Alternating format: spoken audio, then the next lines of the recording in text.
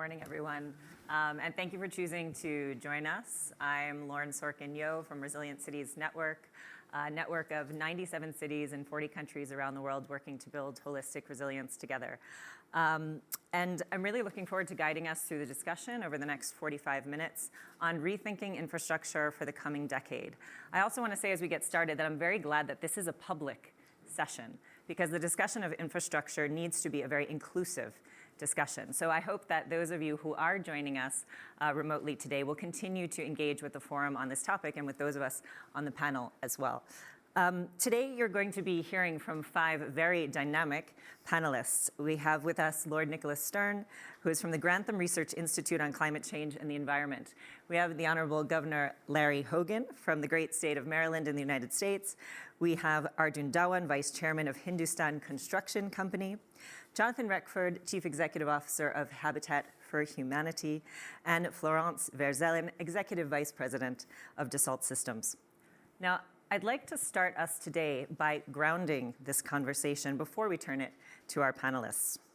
Across the world, governments are contributing trillions of dollars in infrastructure stimulus, and the recovery packages dwarf the Marshall Plan.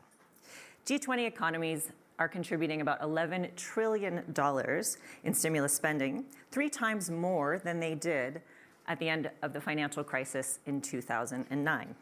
However, that's the G20. We know that for our emerging cities, notably in Africa and in Asia, 50% of the infrastructure that we need for the coming decades hasn't been built. And that natural disasters are causing $18 billion a year to low and middle income country infrastructure from climate change disasters alone. And 98 of the most vulnerable cities to climate change out of 100 are in Asia and the Pacific. The Coalition for Climate Resilient Infrastructure has estimated that by 2030, we're going to need about $300 billion in infrastructure investment every single year for adaptation. And that dwarfs the $80 billion that was spent in 2019 on both adaptation and mitigation. Moreover, about half of humanity lacks access to safe sanitation, and 1 in 4 people lacks the infrastructure to get safe, reliable drinking water. So, while some of us are talking about building back better, some of us are just talking about building. So our business as usual models for infrastructure cannot continue. We have to find a way to prioritize safe and equitable infrastructure, and at the same time, we have to decarbonize. So while from just months into the COVID-19 pandemic, we were all talking about our once-in-a-lifetime opportunity to do it right, quite frankly, the pace of change is slow and siloed. So today, on this panel, I'm going to ask the speakers to give you their very honest opinions on the principles and the practices that we need to build the right kinds of infrastructure for the coming decade. And they are going to tell us about the planning, the design, the investment, and the construction of that infrastructure that's going to deliver for us in an increasingly uncertain future. So, panelists, let's get the conversation going on how these stimulus packages can help deliver sustainable, inclusive, and resilient infrastructure.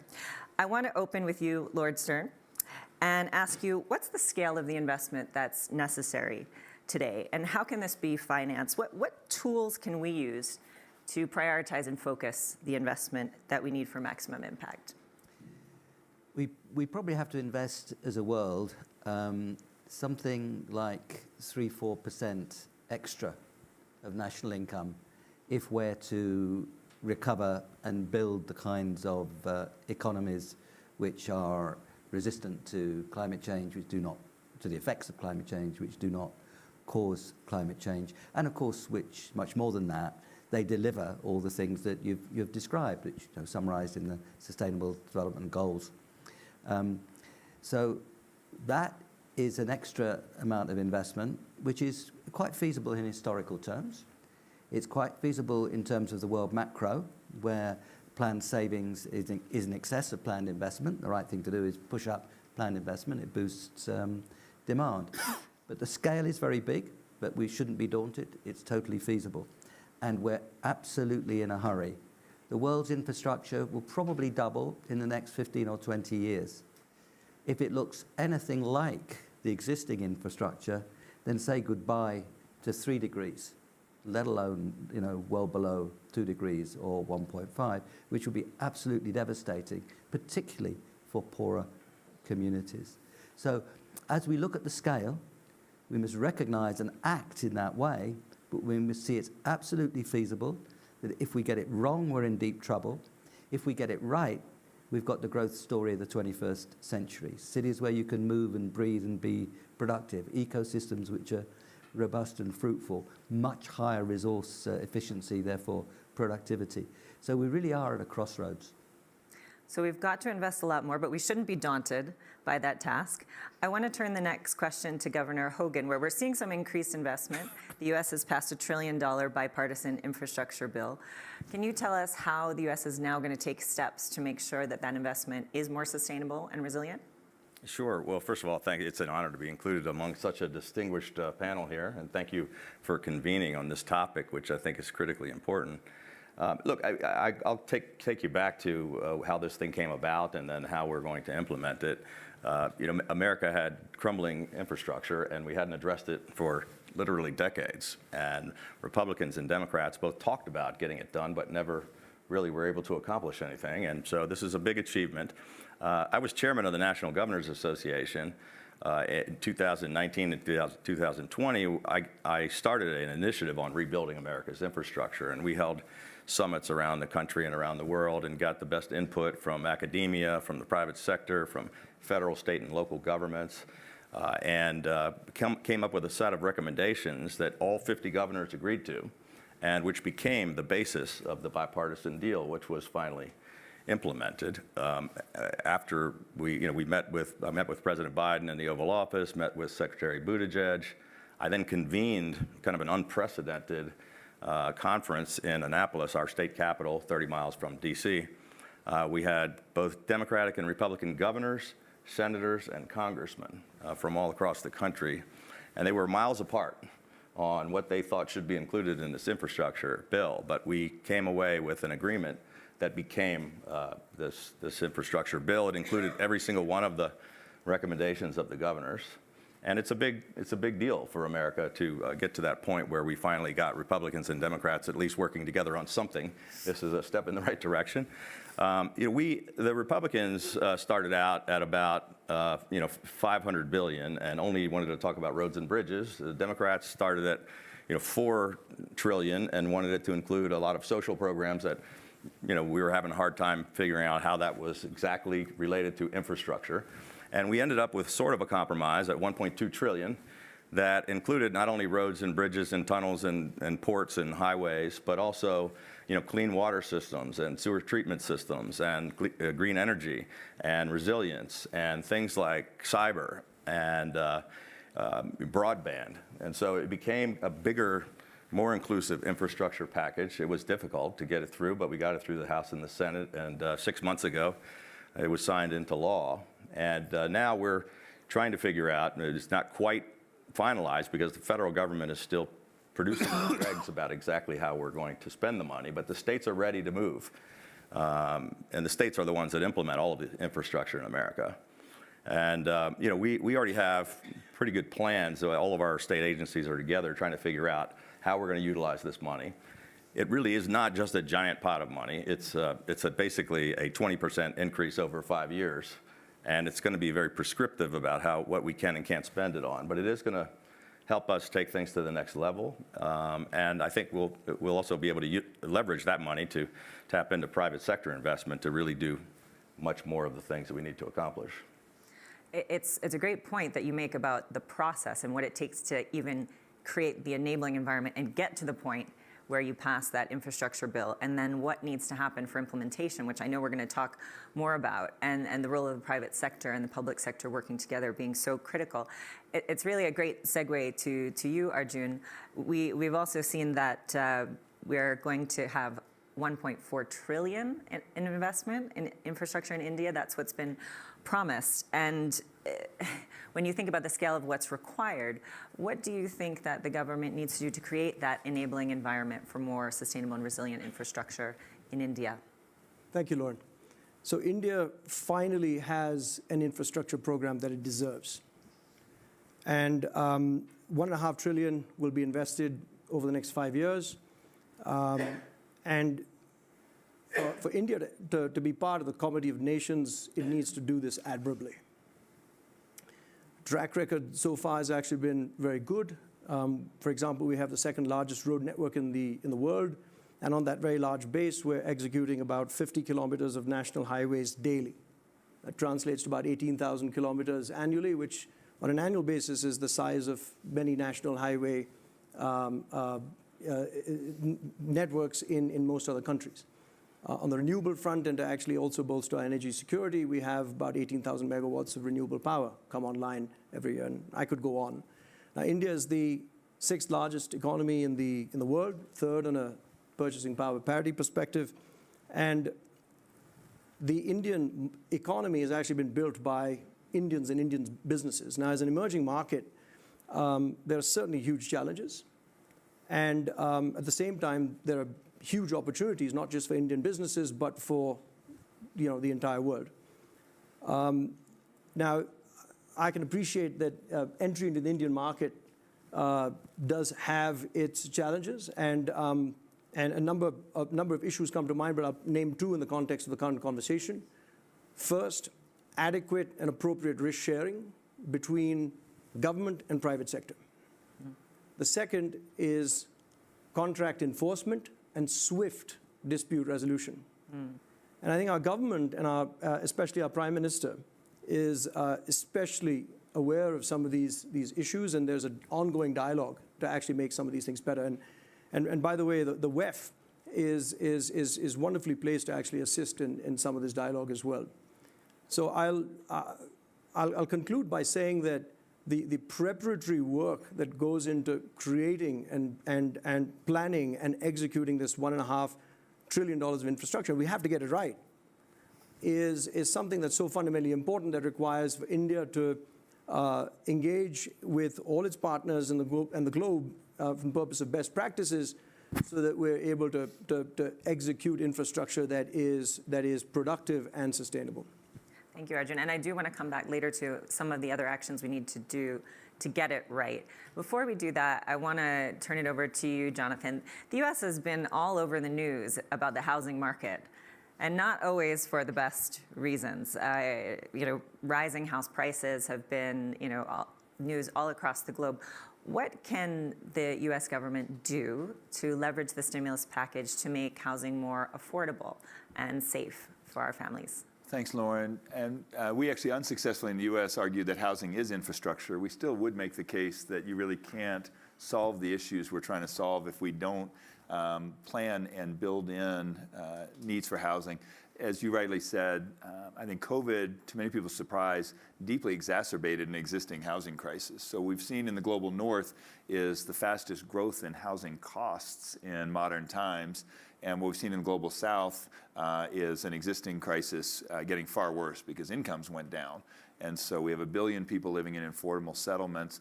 In the U.S., on average, across the country, housing prices went up 20%. So even before COVID, you had 1 in 4 families paying already cost burdened, and 1 in 7 paying over half their incomes on rent.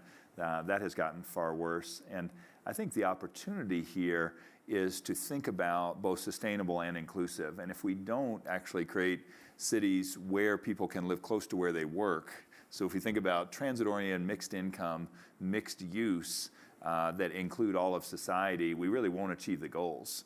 And so in some ways, I think that vision of a 15-minute city is fantastic, but most of the cities that are doing that have left out a whole economic tier of their cities. So we've got to do it in a way that creates enough mixed income housing so that everyone can participate. And that's a huge challenge.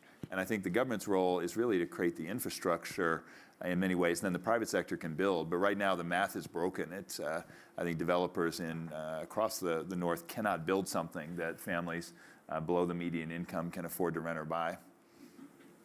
Thanks, Jonathan. Now, we've been talking about how we have to do things differently. And Florence, the company you work for has a lot of technologies that help to disrupt old ways of planning and bring in new ways. So can you talk about how we can leverage technologies like digital twins and others to really do things differently when we're planning infrastructure? Thank you very much for the question, and I'm delighted to be with this panel. As Lord Stern said, I mean, we are going to have trillions of dollars of investment in the next few years, in the next decade, and whether we do it right or wrong is going either a disaster or a win story. And what I think is that digital tools, virtual twin, but also Internet of Things, are really powerful tools when it comes to make it right this time. Why? Because basically, if you do the virtual twin of your building or your infrastructure, before doing it, you can eco-design it. You can optimize everything for sustainability and resilience before deciding to construct. And it has a massive impact when it comes to do it more sustainably. Last year, we released a study with Accenture that proves that if we would use virtual twin just to eco-design construction, then we will save between now and 2030 7 gigatons of CO2 emission. And this is the equivalent of 1 year of world transportation. And this is just one use case of virtual twin. If you would have the virtual twin, you could also do the life cycle. So you can continue to optimize all along the life of the asset.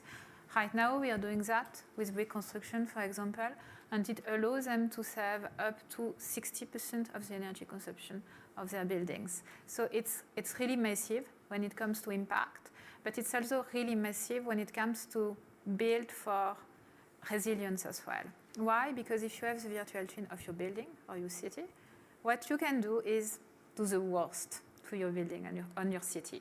I mean, for example, we've done the virtual twin of the city of Singapore. Well, we've done the worst virtual tsunami on the city of Singapore to see what happened to the city, so the city can build or prepare for resilience. And of course, we all hope the worst is not going to happen, but just in case, well, we can prepare for that in the virtual. So I think it's really powerful, both for sustainability and for resilience. Thank you, Florence. And I do want to give the audience a heads up that I have one more round of questions, and then I want to open it up to all of you. So I hope that you're starting to think about those now, because we want this to be really an inclusive conversation. Lord Stern, I wanted to come back to you to get really specific about climate change. We talked in general about the kinds of investment that we need to get the infrastructure that's going to be safer and more resilient, but what specifically can we do? What kind of collaboration do we need between public sector, private sector, and academia to really prepare infrastructure for climate change? Thank you. We have to, if we're thinking about the relationship with infrastructure and climate change, we have to start by understanding that, depending how you do the numbers, something like 50 to 70% of emissions are associated with infrastructure or its use. So it's absolutely center stage. Secondly, that if you're thinking about the impact of infrastructure investment on climate, energy and transportation are absolutely key. And essentially, we have to,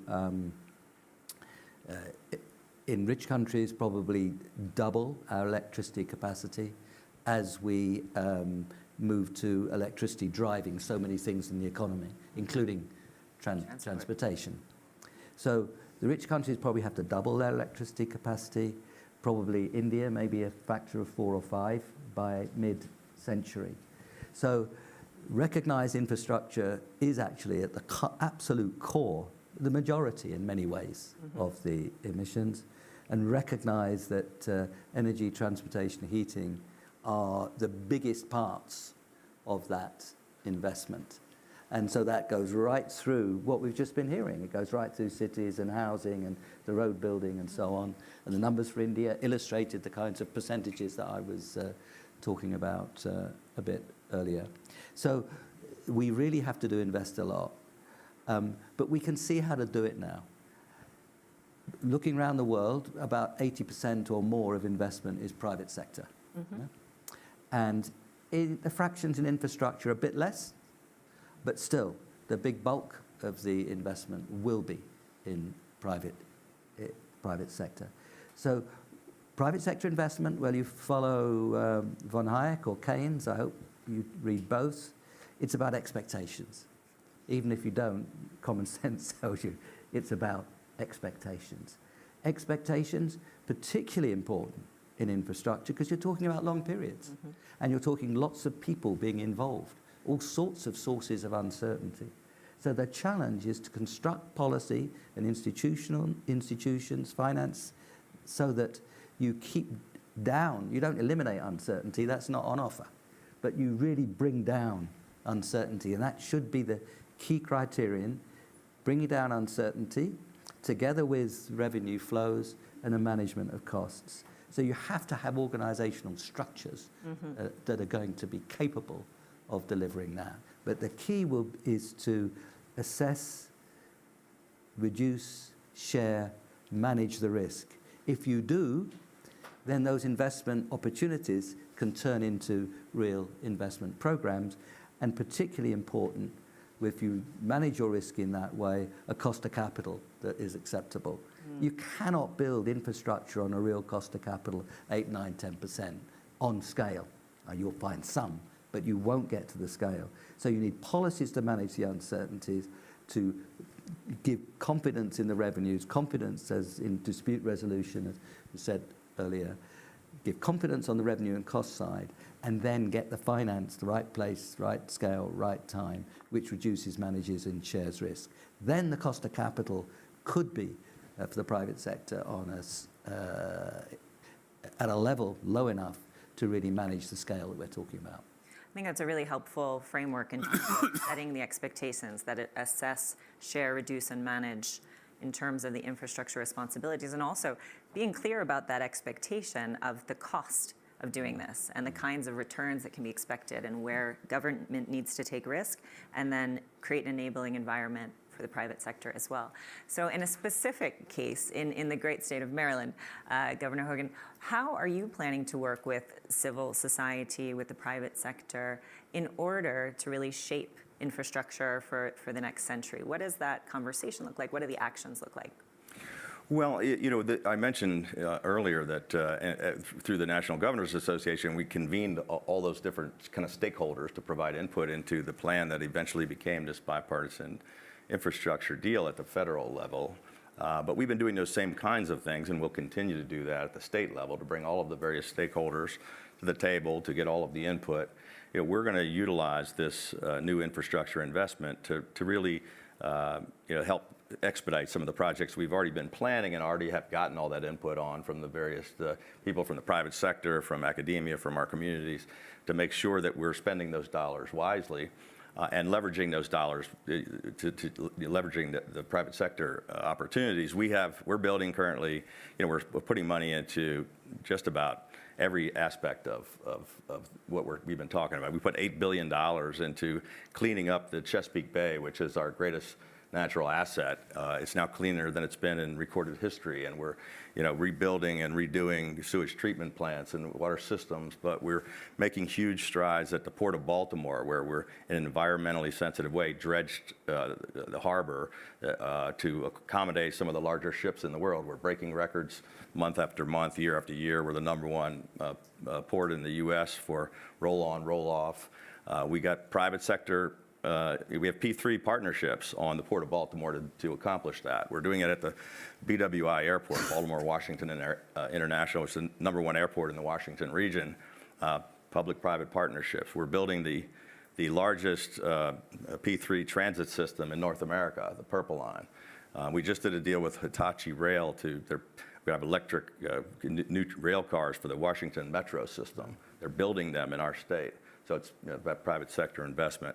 We're building the largest P3 highway and bridge project in the world with private sector investment with an Australian company, Transurban, that's going to do managed lanes. And we're going to connect Maryland and Virginia with a new American Legion bridge. And while there's still gridlock inside the Capitol Beltway in Washington, we're trying to fix the gridlock on the Capitol Beltway to keep cars moving faster. But it's all about balance for us and making sure that we look at it from every aspect. And so we're taking steps. Maryland has cleaner air standards than 48 other states and twice as strong as the Paris Accord. And so some of the things that we're trying to do with those dollars, we're transforming our entire fleet and turning to electric buses and utilizing those opportunities, both in the state government, but also tapping into the private sector and doing things that are really helping our economy. With the huge increases in production at our Port of Baltimore, it's responsible for about 150,000 jobs We have a Howard Street tunnel in Baltimore that we're going to allow for double stack trains, which is going to enable us to dramatically increase production at the port. But it's also just something that hadn't been done for 146 years. So combining the need to update infrastructure with a really strong vision and inviting the private sector in as a partner for that has been really critical to getting the job done. You summed that up much better than I did. I'm going to use there that. There were so many examples, real world. I mean, driving that train, yes. literally, is clearly more than a 24-hour job. I'm not sure how you do it in a day. Arjun, when we come to what's happening in India, we talked actually before this session about what's happening nationally, and I thought it was very interesting when Governor Hogan was talking about what's happening in the state to provide the state with resources for that infrastructure transformation. Can you talk a little bit about some of the models that are being used in India, and what are you most hopeful about in terms of those examples for new models of infrastructure? Sure. So a few comments on urban infrastructure planning. This is so fundamental as India urbanizes. We do it a little differently from the way it's done in the West, and it's not optimal. You have state agencies do central planning and take responsibility for execution, and local authorities and city authorities and municipal authorities are given less autonomy. And this creates a problem. I mean, you take the example of Mumbai. The mayor of the city it's ceremonial post. And so I think as we start to plan infrastructure for smart cities, as we've been discussing, not for 5 years or 10, but for the next 50, I think that you have to first actually involve as many stakeholders as you can locally, give them the authority, local autonomy in planning infrastructure that's more sustainable, that's more productive.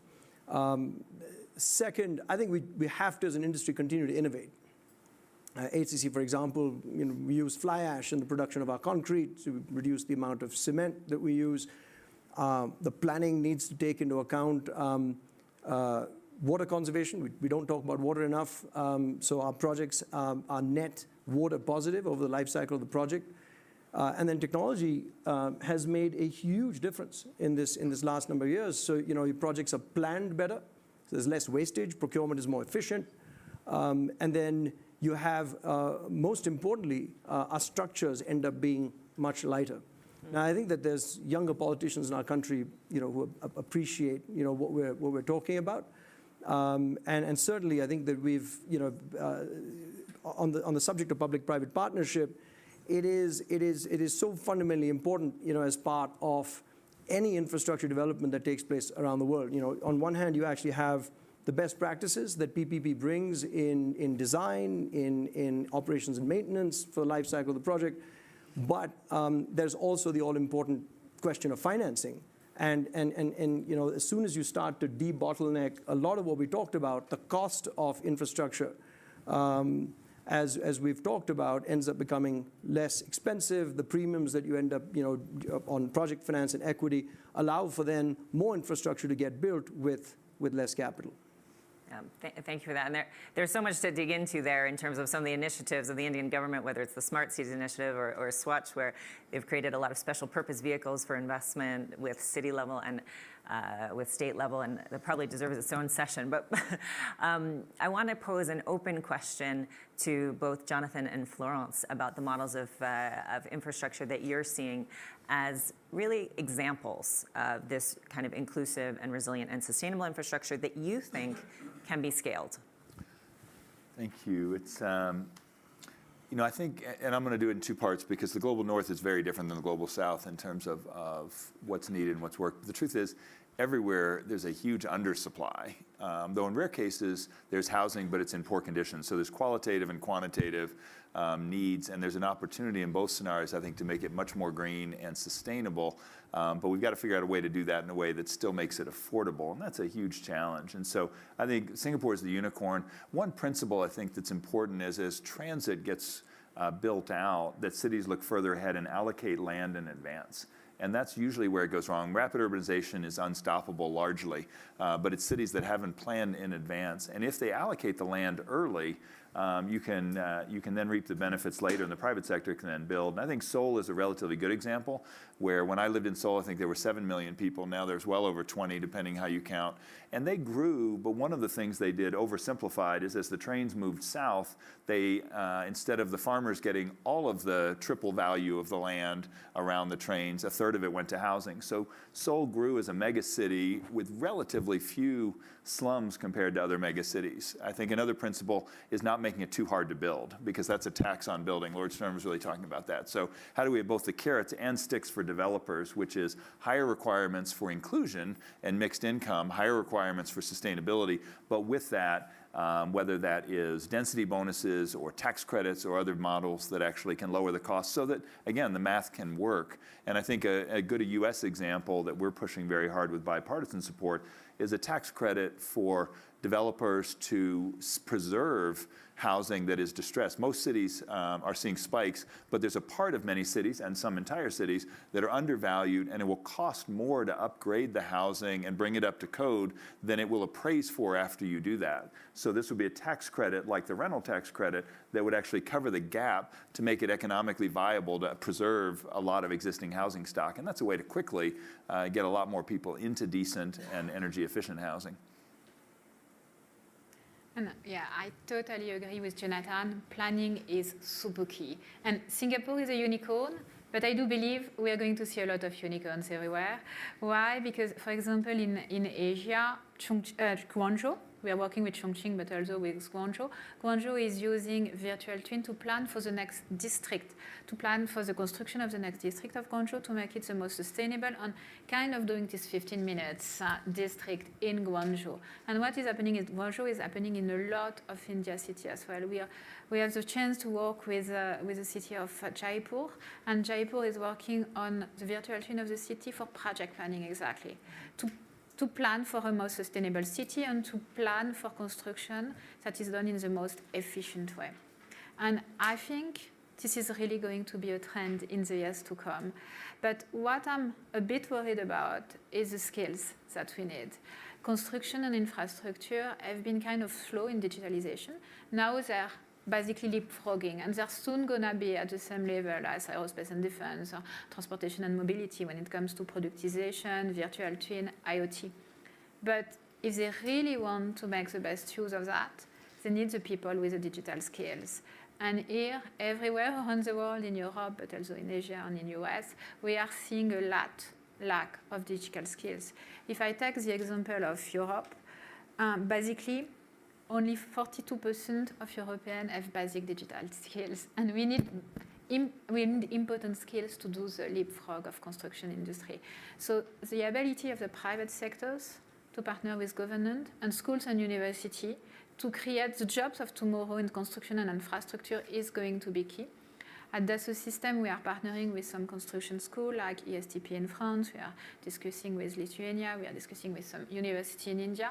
And our ability to do that as soon as possible and with as many stakeholders as possible will be very important for the construction of the next infrastructure. Thank you, Jonathan. Thank you, Florence. Such important points about really creating the right incentives and also about capacity building. I do want to open it up now to the audience. So if you do have a question, we have some roving mics. I see 2 here in the front. Maybe because we are a little bit short on time, if there's anyone else who has a question, do raise your hand. We can take all the questions and then filter them. Okay, so I see 3 questions, Mauricio, Maimuna, and the gentleman in front. I'll take all the questions and then we'll filter and then answer them by the panel. Yep, Peter Davis from University of Auckland, New Zealand. I'm not a person vested in this area, I've just observed it, and I'd just like some things clarified. Infrastructure, how broad is that? Because basically when our politicians talk about infrastructure, they basically mean roads and sewage systems and so on. And we don't hear much about the digital or whatever. Secondly, how do we stop pork barreling? Our politicians talk about infrastructure because it's something that the public wants to hear, and they think this is going to be a lot of money flowing, and where is it flowing, and how much is it, and is it well disciplined? Yeah. And finally, public-private partnerships. I've just heard so many bad stories about how these things actually end up costing the taxpayer very much more than they should, and I'd like to know what we can do about in order to prevent that happening. Okay, so embedded in there, what is infrastructure, and then how do we make sure that the money is going to be well spent? The next question. Thank you very much. Yeah, I have one observation and one question, if possible. My observation is that I believe, I'm Maimunah Muhammad Sharif, I'm the Executive Director of UN Habitat, an urban planner, and I was a mayor for 7 years in the city of Penang, Malaysia. From my experience, I think we need plan-led development. I think it's very, very important to make our cities right, because to go into the infrastructure, green infrastructure, we have to have our city planning.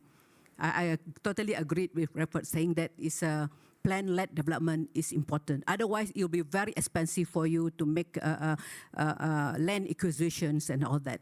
I think that is one, because we have well-planned and well-managed cities, we hopefully can reduce the impact of climate change. That is my observation. A second observation is that the decentralization, Mr. Dawan, that is mentioned about the Mumbai. I think we need to decentralize the decision-making at the local level. From my experience, even to locate the bus stop in my city at one time, the decision come from Kuala Lumpur. Why is that? The Kuala Lumpur knows about where are the people moving in Penang. So we change the system, because we have to give the authority to the mayors at the local government, because they know better at the local level. And my question is that, as you said, 75% of the infrastructure is not built yet. Yeah, it's not built yet. And most of this will be in Africa, in Asia. So what is your advice to the UN agencies and to me, for example, as ED of UN Habitat, dealing with human settlement to handle this green infrastructure? At the same time, what is it needed to attract green infrastructure in Africa, in Asia? More than 1 billion people are still living in slum. How can we transform this? Thank you so much. Thank you, Maimunah. And we had one last question. Oh. Thanks. So nice to see you again. I would just like to ask, there's been a tremendous revolution in computer science. Florence, you were talking about it. To me, going forward, kind of building on these questions here, we have to build intelligent infrastructure that is not only about the design of it, I think, as you were talking about, but also to actually make sure the operation of a wastewater plant or energy systems, both on the demand side and the consumer side, even how we cool our rooms like this, can be intelligent at a very low cost. And I'm wondering to what extent you feel, are you seeing enough innovations like this? Is it enough part of the dialogue when infrastructure programs are being reviewed and considered? Are we seeing this happening in the market? I find it very challenging supporting the entrepreneurs as a venture capitalist and getting them projects. So we see, we think the solutions are there, but we're not seeing the demand and we're not seeing the dialogue either. So I just wanted to get your view about this, software as part of the solution. Thank you. Okay. I think we were meant to have one more from Mauricio, and then, sorry, that was Mauricio's on the other side, and I'm sorry, I think that's probably all we have time for, and then we'll go to the panel and answer those very interesting questions. Yes, so extreme heat kills more people than all other climate-driven hazards combined.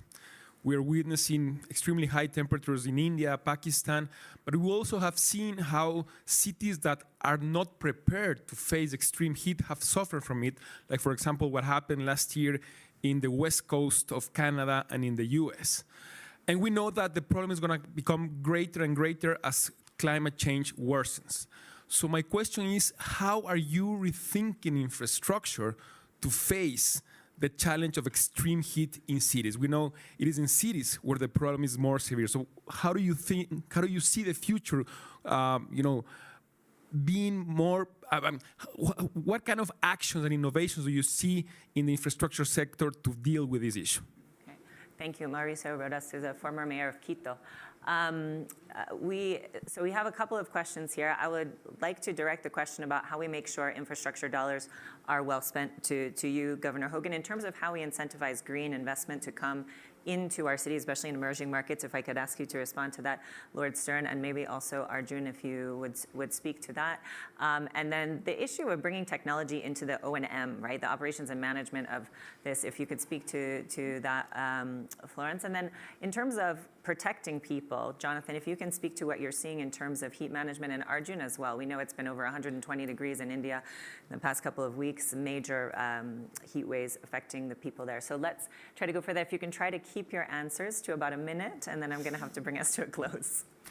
Well, with respect to how we make decisions about which infrastructure projects move forward, you're right. I mean, that is an issue that has to be dealt with respect to earmarks and people just trying to get projects that are pork for their own particular district. But the way we try to do it and the way our system works is we, on all of our, let's say transportation infrastructure as an example, we have a long, detailed process that includes public hearings, input from all of our county governments. We've moved forward on the top priority projects at every single jurisdiction, and they made this decision. So with this federal money that we were talking about now is going to be sent down to the states to be spent. And I don't know that every state does it exactly the way we do, but it's all based on merit and the ones that make the most sense and where the investment dollars go.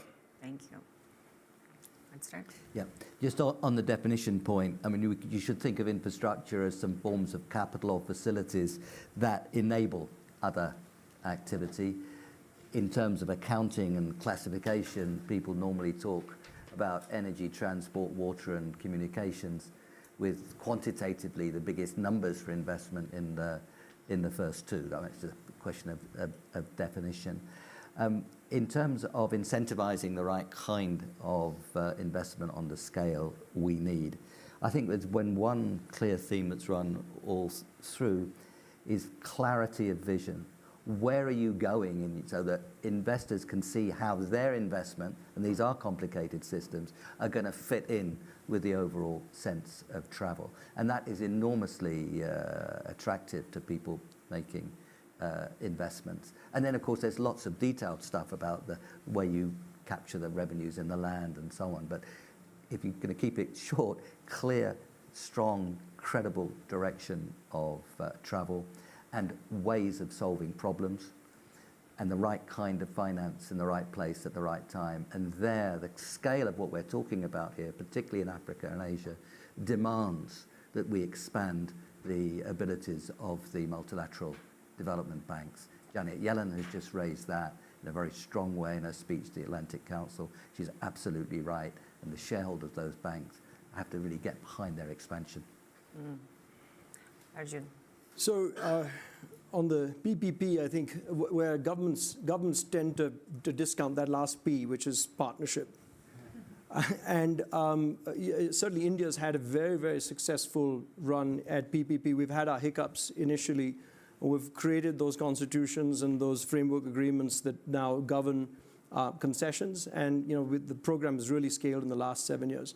But not enough can be said about swift dispute resolution. And Lord Stern said this, planning is fundamental. The quality of project reports and bringing infrastructure projects that are well planned to market is just fundamental.